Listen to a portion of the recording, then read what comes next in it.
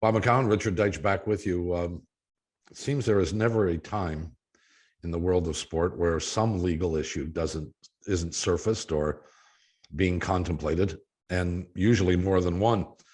And for several years back in the radio days, this gentleman was a guest on our program when we had questions we needed answered. Mike McCann is the Director of Sports and Entertainment Law at the University of New Hampshire School of Law, and he joins us. Good to see you. How's everything?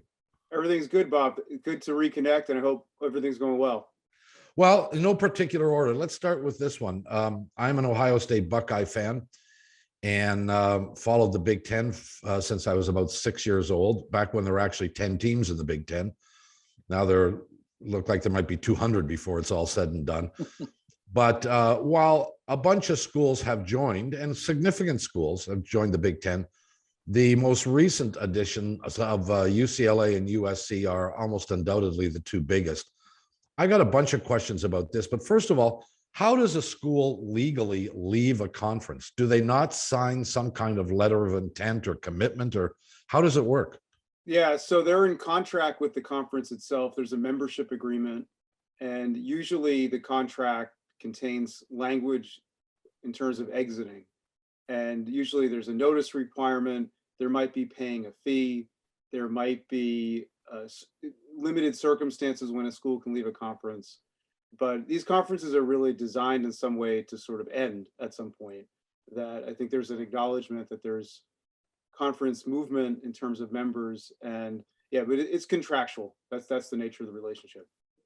You know, Mike, it's interesting. Bob brings up an interesting point, because one of the things that has gotten a lot of attention in the United States is the ACC has something, I think it's called grant-in rights, where they negotiated into the contract that if one of these schools leaves, they essentially have to pay like a gigantic penalty to leave and give up a lot of the media money that they get. So if you extrapolate and play it further, is the only way, or maybe the canary's out of the cage regardless, but would the only way for a USC and UCLA not to have moved would be to make the penalty so great for them to move that they could not leave the Pac-12? Like, or else is everybody, or else is every college or university essentially a free agent here? Yeah, that's it. Make the penalty so severe that it's a big deterrent to leave, that the money has to be so good to leave. But, you know, the ACC notwithstanding, a lot of these deals, I think, permit leaving without an enormous financial penalty, or at least the penalty versus the upside of getting out and joining a bigger, I guess in this context, there's more TV money to be made by doing this type of deal. But yeah, I think the only way to really create stability with conferences is to have the penalty scheme so severe that nobody wants to leave. But the flip side is, are they going to get members to agree to that? That, you know, they all sort of have a gentleman's handshake, if you will, that they're together. But we know that togetherness can end pretty quickly, as we saw with UCLA and USC. Well, from my perspective, I don't know about you two guys, seems to me there are like three reasons why these two schools would leave the Pac-10. Recruitment, the ability to recruit on the East Coast more because the exposure is higher, and that's a principal reason why high-profile athletes go to schools.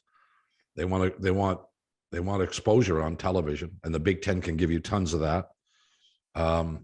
Exposure being another one, and then financial ability to generate revenue. And I'm sure the Big Ten's television deal is, if not the biggest, and comparable to the biggest, isn't it, Richard? First, will be. Why this is all happening, Bob, is that the Big Ten has a significant inventory of games, particularly football games, that are going to be going to market. Fox has already nabbed the sort of the higher profile or the best games that the Big Ten has. They're also owners, almost not in full, but they have the majority of the ownership in the Big Ten network. So while this is happening, and Mike, obviously you can weigh in at any point you want, sort of this is a media sort of part of it.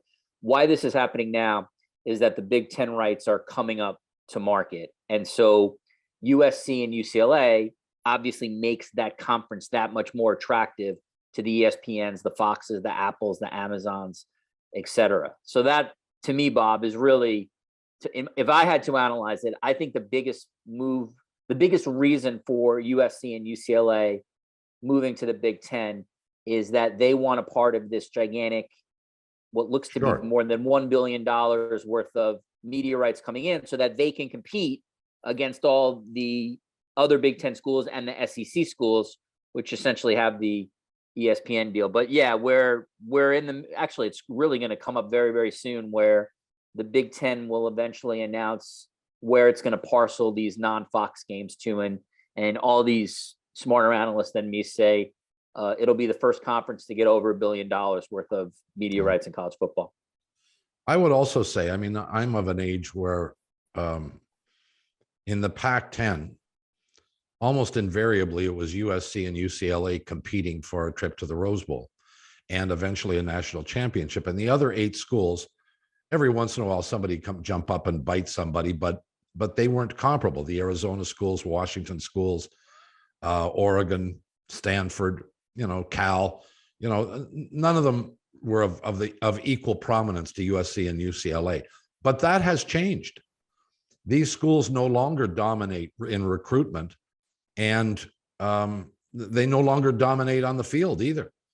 And I think they needed to up their recruiting ability and get some more guys from the East Coast, or guys that said, UCLA, USC aren't on television in the East every week. And, Ohio State and Michigan generally are. So I think those are part of the reasons. Should we expect, Richard or Michael, in your opinion, should we expect to see a lot more of this? I mean, are we going to get to the point where there are literally 2 conferences of any significance? Or maybe we're there. We might be there. And I think it also sort of invites the question of, where's the NCAA? Who needs the NCAA if these conferences are essentially national conferences? Yep. And right, the Big Ten is now national. It goes across the country. Right. It's functioning as its own entity. And if that's the case, then it really makes the NCAA so less important for these schools and for these conference members. But I think, Bob, for all these other schools, those that are not in these 2 great groups, they're gonna feel left out, and they may need the NCAA more so now than before. I mean, we'll find out.